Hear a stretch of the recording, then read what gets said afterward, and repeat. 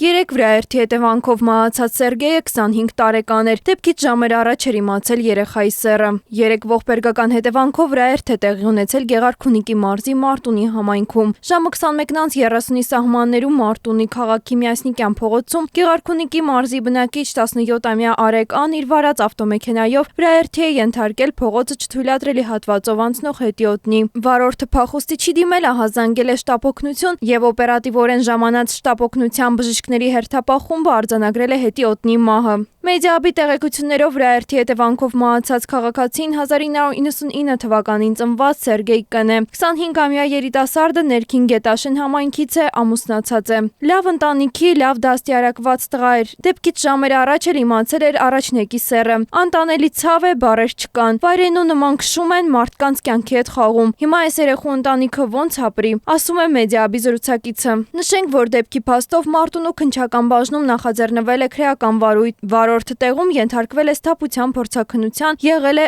ոչ սթափ։